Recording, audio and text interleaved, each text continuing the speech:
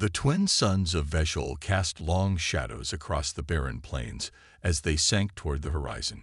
Against the darkening sky, Mount Kalmar loomed like a silent guardian over the sacred grounds where Terra stood chained to the ancient stone pillar. Her scaled skin caught the fading crimson light, shimmering with a unique pattern that marked her as neither fully desert clan nor purely royal blood. The metal chains felt cold against her wrists and ankles, binding her to the weathered pillar that had stood for countless generations. Terra lifted her head with dignity despite her fear. She understood her purpose here. Since the earliest days of Veshul history, her people had practiced the offering, a sacrifice to appease the mighty star dragons believed to protect their world from cosmic destruction. This year, she had been chosen. The hybrid blood calls to the heavens. Elder Doyun had declared during her selection ceremony. The ancient texts speak of rare blood that bridges our divided people, blood that holds special power to summon greater protection.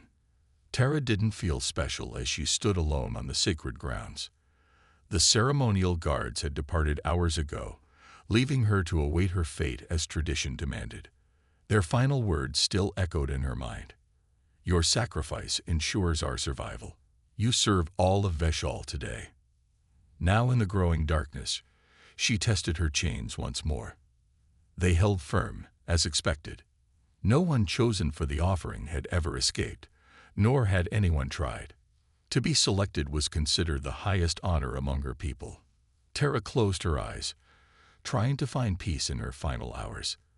The desert wind whistled through the standing stones that circled the sacred ground.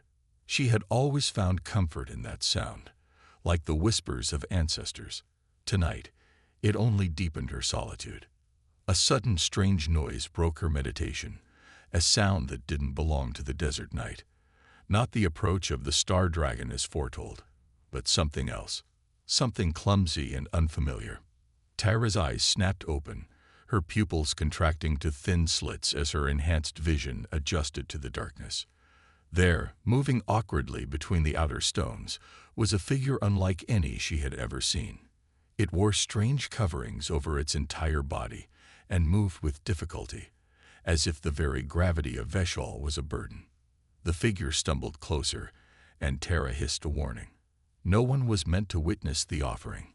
All Veshians would be safely underground in the shelter caverns by now, awaiting the passing of the star dragon. Stay back, she called out in her native tongue. This ground is sacred. The figure paused, then reached up to adjust something on its head covering. A soft light illuminated its face, revealing smooth skin without scales, a face unlike any on Veshul. Hello, can you understand me? The stranger's voice emerged distorted through some kind of device. My translator is picking up your language, but it's still calibrating. Terra stared in shock. Stories told of beings from beyond the stars, but such tales were considered myths by most modern Veshians. What are you? She demanded. My name is June, the creature replied, stepping closer. I'm a human, from Earth. I'm part of a research team studying the solar system. He glanced at her chains, then at the ceremonial markings carved into the pillar. What's happening here? Are you in danger? Terra straightened her posture. I am the offering. When the night reaches its darkest point, the star dragon will come to accept me as sacrifice, ensuring protection for my world for another cycle. It is an honor. The human named June moved closer, his strange eyes widening. Sacrifice. You mean they left you here to die? To serve, Terra corrected. Every 8 rotations, one is chosen to feed the guardian of our skies. June shook his head. Where I come from, we don't sacrifice people to mythological creatures. He began examining her chains. These don't look too complex. I might be able to free you. Terra jerked away as far as her restraints allowed. You must not interfere. The star dragon must be appeased. If the offering is not completed, destruction will rain down upon us all, perhaps even upon your world next. Dragons aren't real, June insisted, pulling some tool from a pouch at his side. At least, not space-dwelling ones that demand sacrifices. Before Terra could protest further, a deep rumble shook the ground beneath them. Fine sand danced across the stone platform. The vibrations grew stronger, sending small rocks tumbling down Mount Calmer's distant slope. June looked around nervously. Seismic activity. No, Terra whispered, her voice a mix of awe and terror. It comes. The star dragon approaches, her eyes fixed on the darkening sky. You must hide now, or you too will be taken. But the human didn't run. Instead, he looked from Terra to the sky and back, his strange face set with determination. He stepped closer to her chains. I don't know what's coming, Jun said quietly, but where I come from, we don't leave people chained to pillars to face it alone. The rumbling grew louder. The very air seemed to vibrate with approaching power. Terra had been prepared to face her destiny with dignity, but now fear flooded through her. Not fear for herself, but for this foolish human who didn't understand the ancient ways of Veshal. Only a human would be foolish enough to challenge the will of a star dragon. The ground continued to shake as June worked on Terra's chains. The metal links were unlike any he had encountered, not quite steel or any earth alloy, but some native Vesh alien metal with strange properties. His universal cutting tools struggled to make progress. Please, Terra begged, her scaled skin reflecting the last rays of the setting suns. You must leave now. The star dragon will be here soon.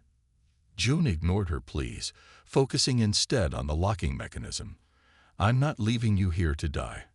That's not how humans handle things. This is not your world, not your custom, Terra hissed, but her voice carried a note of uncertainty now. No one in living memory had ever interfered with the offering. She had no idea what consequences might follow. The vibrations grew stronger. Loose stones bounced across the sacred ground. In the distance, the elders would be deep in the shelter caverns, performing the ritual chants that had accompanied the offering for generations. Got it, June muttered as the first lock clicked open. One of Terra's wrists came free. He moved quickly to the next restraint. Stop. Terra used her freed hand to grab his arm. Her grip was surprisingly strong, her clawed fingers pressing into his suit material. You don't understand what you're doing. The star dragon must be fed, or it will consume everything. June paused, looking directly into her amber eyes. Look, I respect that you believe this, but where I come from, we investigate before we sacrifice. What if this star dragon is something else entirely? Before Terra could respond, the air above them seemed to distort. A low humming sound filled their ears, drowning out the rumbling of the ground. The sky darkened unnaturally, stars blinking out as something massive moved to block them. June looked up and froze. His scientific mind struggled to process what he was seeing.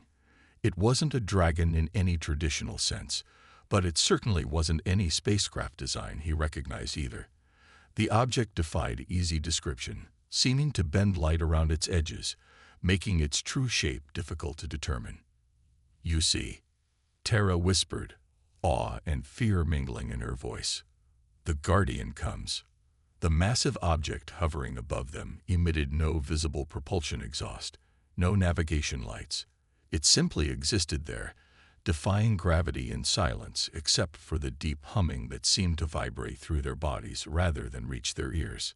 That's no mythical creature, Jun said, though his confidence wavered. It's a ship, some kind of aircraft or spacecraft. A beam of pale blue light suddenly shot down from the object, illuminating the sacred ground in an eerie glow.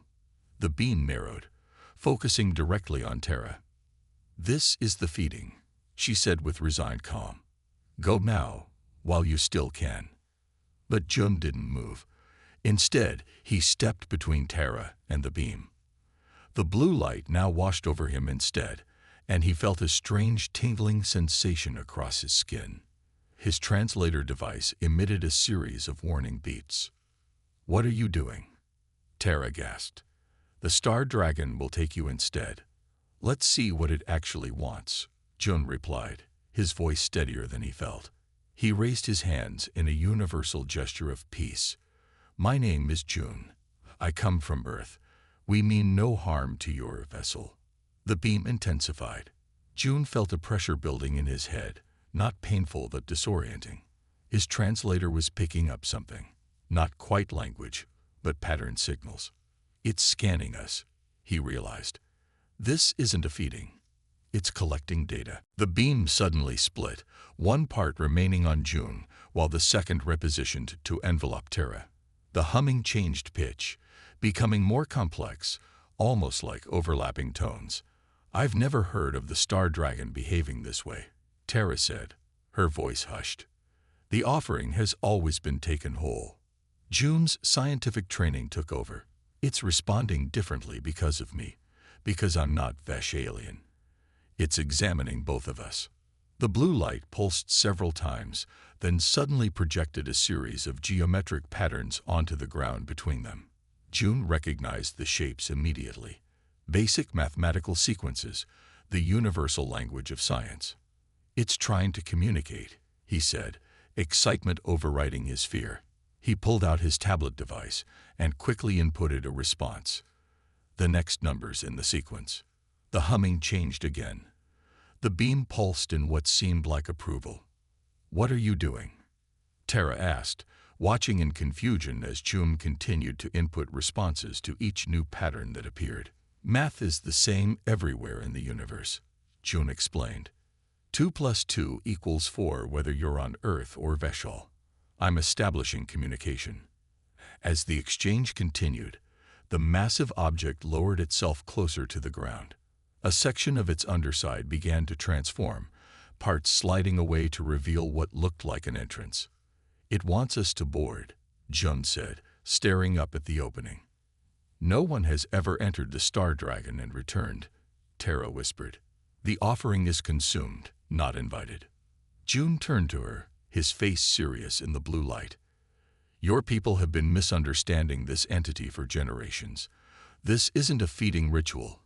It's a first contact protocol. And now we have a choice to make." Terra looked from June to the hovering craft and back again. Everything she had been taught about the offering was being challenged by this human's presence. "Will you come with me?" June asked, extending his hand to her. "Let's find out what your Star Dragon really is." Above them, the craft waited patiently, its entrance glowing with the same pale blue light, inviting them into the unknown. The entrance to the craft shimmered as June and Terra stepped inside. The blue light followed them, illuminating a corridor that seemed to form itself as they walked. The walls had no visible seams, appearing almost fluid despite being solid to the touch. "Stay close," June whispered, though there was no need. Terra moved as if in a trance, her amber eyes wide with wonder. "No Veshian has ever seen the inside of the Star Dragon," she murmured. "The elders speak only of those who are taken, never to return." They entered a circular chamber where the walls displayed moving images, stars, planets, and strange symbols flowing like water. In the center stood a column of pulsing light. As they approached, the column expanded, forming the three-dimensional map of Veshal's solar system. "This is incredible," Jum said, his scientific training helping him recognize what they were seeing. "It's a navigation system, or perhaps a data archive." The map zoomed in on Veshal, highlighting regions across the planet's surface. One spot glowed brighter than the others, the sacred ground they had just left. "It knows this place," Terra said. "It returns there by design, not by summoning." The images shifted, showing a timeline that June estimated spanned thousands of years. They watched as primitive Veshians first encountered the craft. The scenes that played out confirmed what June had suspected. The earliest Veshians had mistaken technology for divinity. "Look," he pointed as the images continued. "Your ancestors didn't understand what they were seeing.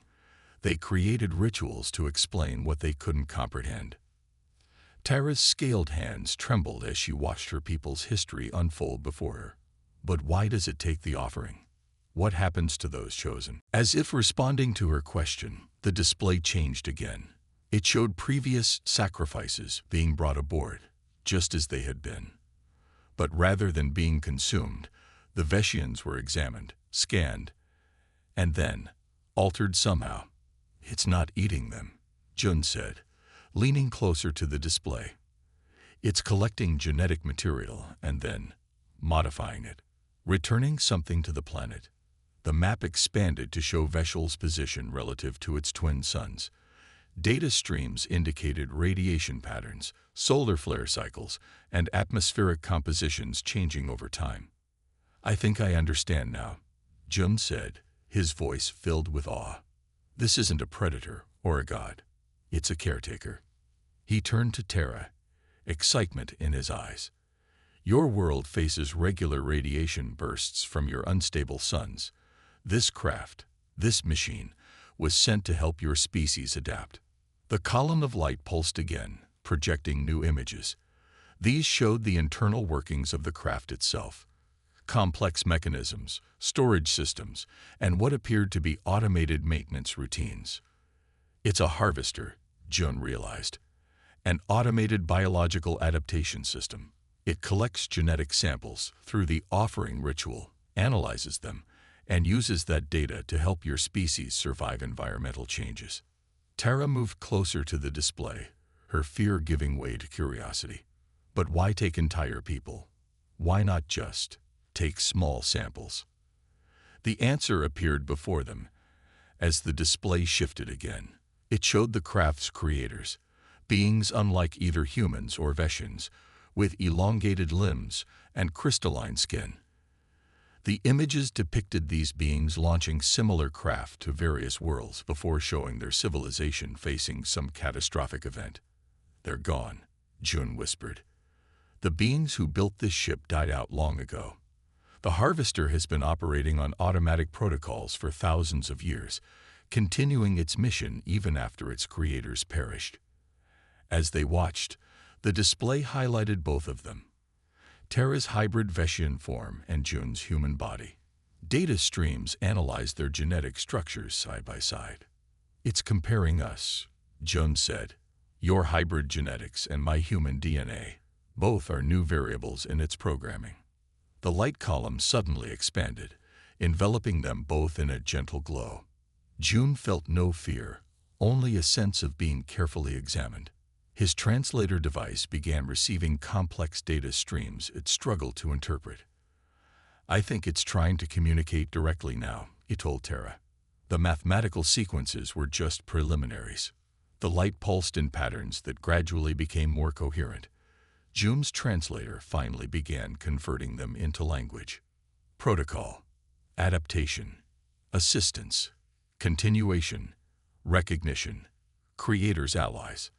"It recognizes humans," Jun said in surprise. "Not as its creators, but as a species its creators knew. Earth must have had contact with these beings in the distant past, long before our recorded history." The final pieces fell into place as the Harvester shared its primary directive: to protect developing worlds from cosmic radiation by guiding genetic adaptation. The sacrifices had never died. They had been studied, their genetic material cataloged, and then they had been returned to Veshal's surface far from the sacred ground, with no memory of what had occurred. "The Star Dragon has been protecting us all along," Terra said, her voice filled with wonder. "Not demanding sacrifice, but offering salvation." Jun nodded, watching as the display showed how the Harvester had been subtly altering Veshian genetics for generations, helping them develop their distinctive scaled skin that protected them from radiation, their enhanced vision, and their resilience to environmental toxins. "Your people weren't worshipping a monster," he said gently. "They just misunderstood the nature of what was helping them." The chamber's lights changed from blue to a warm golden hue. A new image appeared, showing the sacred ground below, where Veshian elders had now gathered, breaking tradition to search for their missing sacrifice. "They're looking for me," Terra said. "They must think the offering failed." Jun looked at the concerned faces of the elders on the display. "I think it's time we showed them the truth about their star dragon." Jun studied the control interface that had formed before them. The Harvester was responding to his presence in ways it had never reacted to Veshians, allowing him access to systems that had remained dormant for millennia. His translator device worked overtime, converting complex data streams into understandable information. "I think I can communicate with it more directly," he told Tara, removing his tablet from his pack. The device was standard issue for exploration teams, designed to interface with unknown technologies through universal connection protocols. "What are you trying to do?" Tara asked, watching as he searched the glowing column for what might serve as an access point. "If this harvester has been operating on automatic protocols for thousands of years, maybe we can access its original programming. Find out what it was truly meant to do before your people built religious practices around it." The column pulsed as June's tablet neared a particular section. A small opening appeared, perfectly sized for the device's connection port. June hesitated only briefly before connecting them. "Is that safe?" Tara's scaled fingers hovered nervously near his arm. "Probably not," June admitted with a small smile. "But sometimes the biggest discoveries come from taking calculated risks." The moment the connection was established, the chamber transformed around them. The flowing images on the walls froze, then disappeared, replaced by lines of code in an alien programming language. The harvester's systems were reacting to the new input, recognizing the human device as something familiar. "It's working," June whispered as his tablet screen filled with data. "The harvester is treating my technology as compatible with its systems. It must recognize similarities to the technology of its creator's allies." Through his tablet, June sent simple mathematical commands, universal constants that any advanced system would recognize. The harvester responded immediately, completing the sequences and then sending back its own. "I'm establishing a dialogue through mathematics," he explained to Tara. "It's the universal language of technology." As their exchange continued, the harvester's responses became increasingly complex.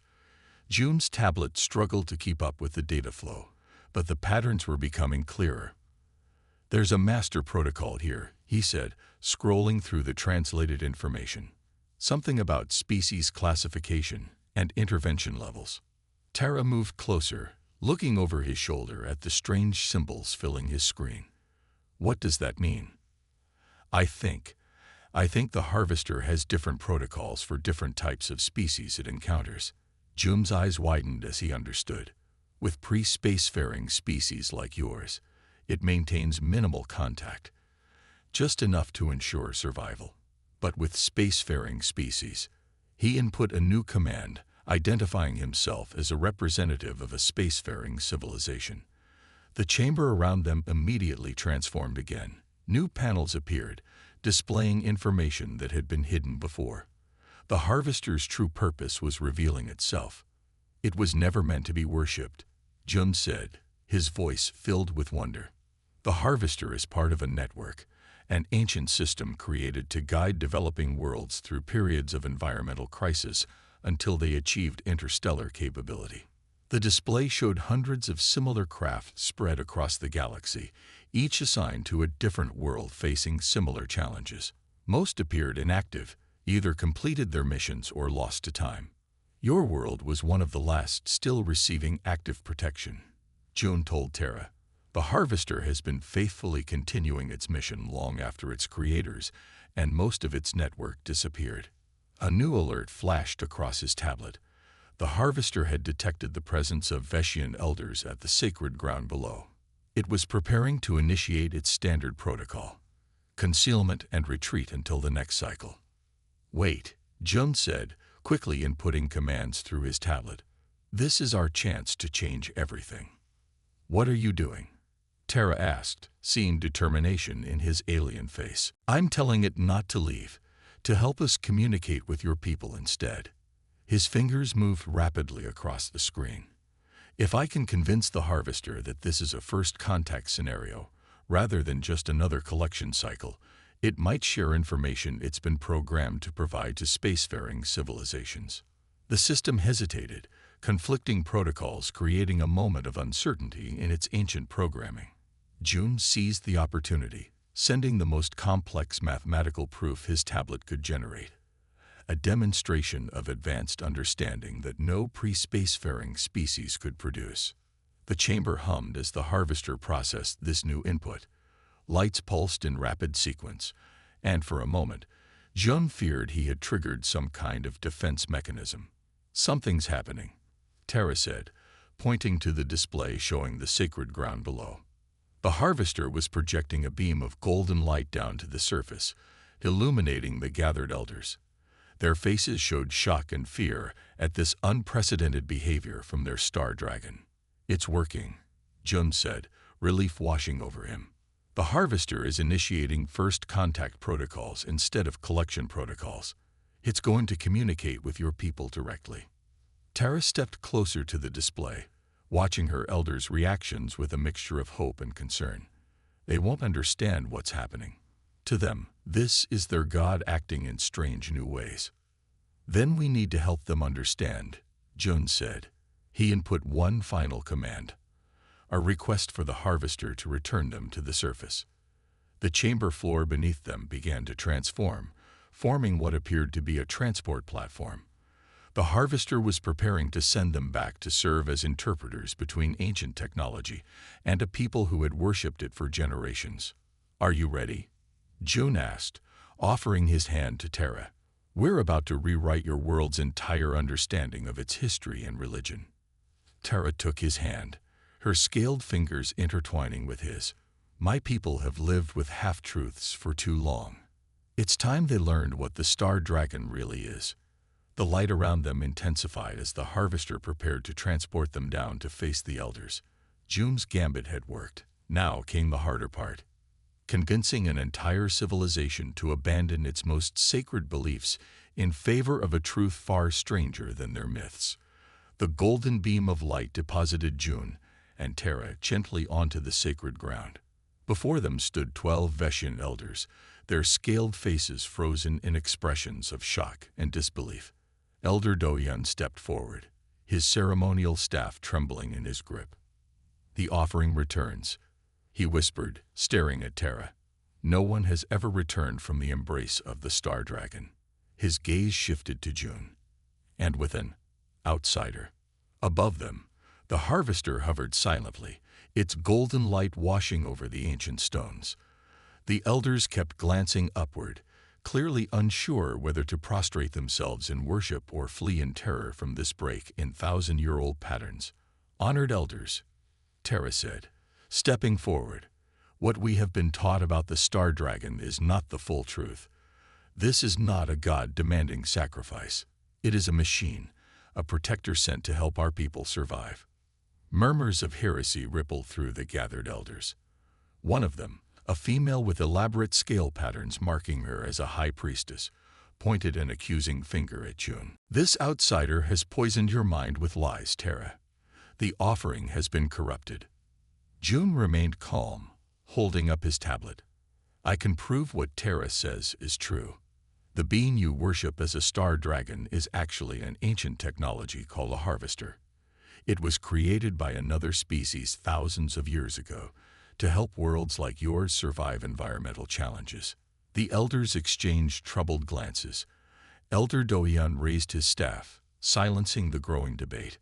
"How can we believe the words of an outsider over the traditions that have sustained us for generations?" he demanded.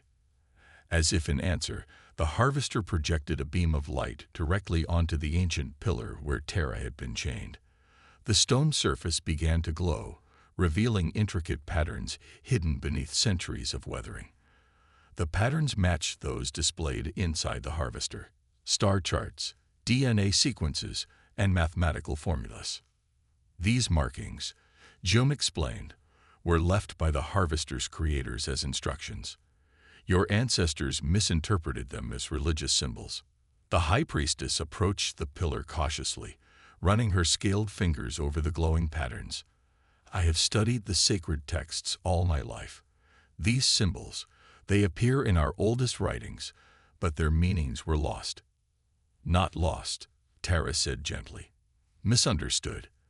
The star dragon, the harvester, has been collecting genetic samples through the offering ritual, using them to help our species adapt to radiation from our suns. From above, the harvester projected a series of images onto the ground, a visual history showing how Veshian physiology had changed over thousands of years, developing radiation resistance and environmental adaptations with each generation. Elder Doyan sank to his knees before the display. The star dragon has been changing us, making us stronger.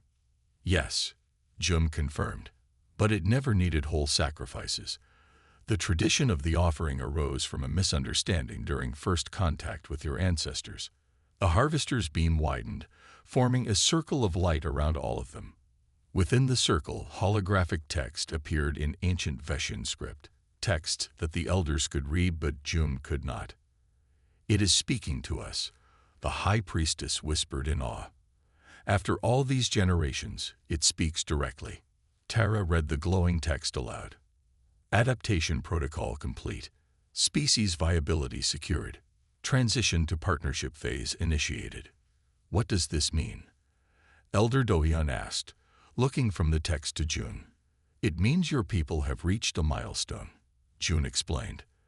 "The harvester's primary mission, ensuring your species' survival, has been completed. Now it offers a new relationship, partnership instead of protection." The harvester projected new images showing genetic modification techniques, medical technologies, and environmental management systems far beyond current Veshian capabilities. "It wants to share knowledge with us?" the high priestess asked. "Yes," Tara said. "And all this time, it never needed sacrifices, just genetic samples to monitor our adaptation. No one who was taken actually died. They were studied and returned with no memory of what happened." This revelation sent shockwaves through the elders. Generations of fear and devotion based on misunderstanding. It was almost too much to comprehend. Elder Doyan rose slowly to his feet. "If what you say is true, then our most sacred traditions have been built on ignorance." "Not ignorance," Jum said kindly. "Your ancestors saw something beyond their understanding and created meaning from it, a meaning that helped your society survive and prosper. That's what humans have done throughout our history too." Above them, the harvester began to transform, its outer hull shifting to reveal more of its true form. Not a dragon at all, but an intricate machine of surpassing beauty and complexity. The sacred texts speak of a time when the star dragon would reveal its true face, the high priestess said, her voice trembling with emotion. "When our people were ready to walk among the stars ourselves." Tara looked up at the harvester with new understanding, not as worshippers, but as equals. Elder Doyan turned to face the other elders. "We must bring this knowledge to all our people. The age of sacrifice ends today. The age of partnership begins." The harvester projected one final image, a map of nearby star systems, with particular attention to Earth. Next to it appeared ancient records showing contact between the harvester's creators and early humans thousands of years ago. "Your people and mine," June said to Tara, "may share more history than either of us knew." Tara took his hand, her scaled fingers intertwining with his human ones. "Then perhaps we should write the next chapter together." Under the watchful presence of the ancient harvester, Veshians and humans stood together on the sacred ground, no longer a place of sacrifice but of promise. The pillar remained, transformed from a symbol of fear to one of partnership, and Tara, once chosen to die, became instead the first of her kind to bridge the gap between worlds, between past and future, between myth and understanding. A new covenant was born that day on Veshul, written not in blood, but in knowledge freely shared.